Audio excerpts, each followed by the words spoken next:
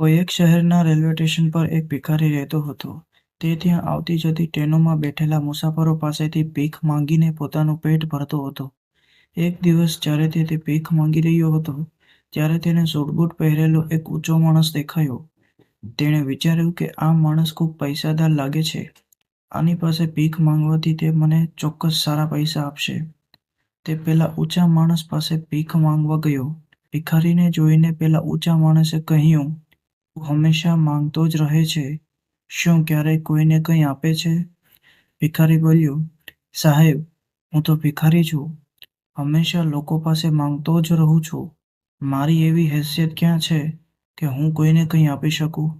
પેલો ઊંચો માણસ બોલ્યો, "જ્યારે તું કોઈને કંઈ આપી નથી શકતો, તો તને માંગવાનો પણ કોઈ હક નથી. હું એક વેપારી છું અને લેવડ-દેવડમાં જ માનું છું. જો તારી પાસે મને આપવા માટે કંઈ હોય તો જ હું તેમના બદલામાં કંઈ આપી શકું."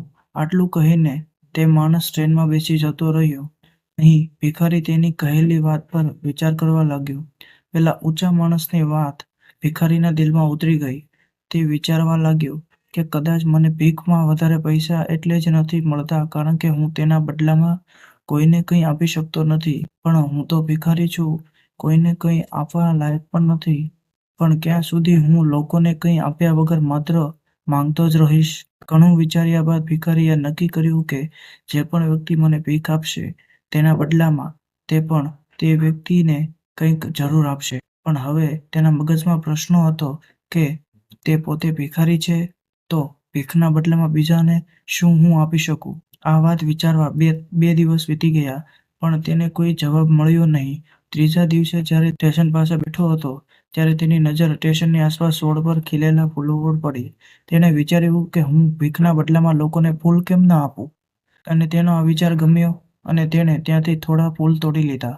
હવે તે ટ્રેનમાં ભીખ માંગવા પહોંચ્યો. હવે જ્યારે તે કોઈને પણ ભીખ આપતો, તેમના બદલામાં તે ભીખ આપનારને થોડા ફૂલ આપતો. તે લોકો ફૂલ જોઈને ખુશ થતા હતા, પોતાની પાસે રાખતા. હવે ભિખારી રોજ ફૂલ તોડતો અને ભીખના બદલામાં લોકોને ફૂલ વેચતો. થોડા જ દિવસોમાં તેણે અનુભવ્યું કે હવે તેને ઘણા વધારે ભીખ આપવા લાગ્યા છે. તો તે સ્ટેશન પાસેના બધા જ ફૂલો તોડી લાવતો. જ્યાં સુધી તેની પાસે ફૂલ રહેતા ત્યાં સુધી લોકો તેને ભીખ આપતા, પણ જ્યારે ફૂલ ખલાસ થઈ જતા તો તેને ભીખ પણ નહોતી મળતી. હવે રોજ આવું જ ચાલવા લાગ્યું. એક દિવસ જ્યારે તે ભીખ માંગી રહ્યો હતો, ત્યારે તેણે જોયું કે પેલો ઊંચો માણસ ટ્રેનમાં બેઠો છે, જેના કારણે તેને ભીખના બદલામાં ફૂલ આપવાની પ્રેરણા મળી હતી. તે તરત જ તે વ્યક્તિ પાસે ગયો અને ભીખ માંગતા બોલ્યો, "આજે મારી પાસે તમને આપવા માટે થોડા ફૂલો છે. તમે મને ભીખ આપો તો બદલામાં હું તમને પણ ફૂલ આપીશ." તે ઊંચા માણસે ભીખ સ્વરૂપે તેના થોડા પૈસા આપ્યા અને ભિખારીએ તેને થોડા ફૂલ આપ્યા. પેલો ઊંચા માણસને આ વાત ખૂબ ગમી. તે બોલ્યો, "વાહ, શું આ વાત છે! આજે તું પણ મારી જેમ એક વેપારી બની ગયો છે." આટલું કહીને ફૂલ લઈને તે માણસ સ્ટેશન પર ઉતરી ગયો. પરંતુ તે માણસ દ્વારા કહેવાયેલી વાત ફરી એકવાર ભિખારીના દિલમાં ઉતરી ગઈ. તે વારંવાર પેલા માણસની વાત વિશે વિચારવા લાગ્યો અને ખૂબ ખુશ થવા લાગ્યો. તેની આંખો ચમકવા લાગી અને તેને લાગ્યું કે હવે તેના હાથમાં સફળતાની ચાવી આવી ગઈ છે, જેનાથી તે પોતાનું જીવન બદલી શકે છે.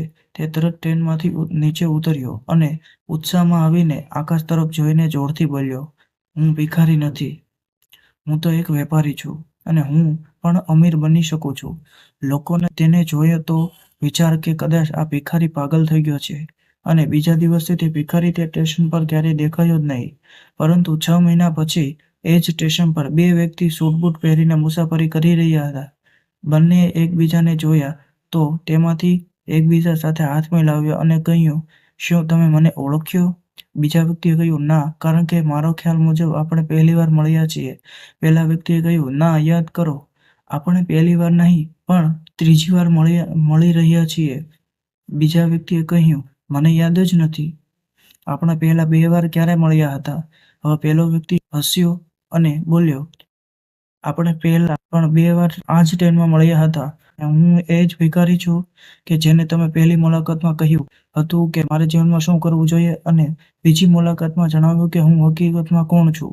બીજો વ્યક્તિ હસ્યો અને આશ્ચર્યચકિત થઈ બોલ્યો, "ઓહ, યાદ આવ્યું, તું એ જ ભિખારી છે જેને એકવાર ભીખ આપવામાં ના પાડી હતી અને બીજી વાર તારી પાસે ફૂલ ખરીદ્યા હતા.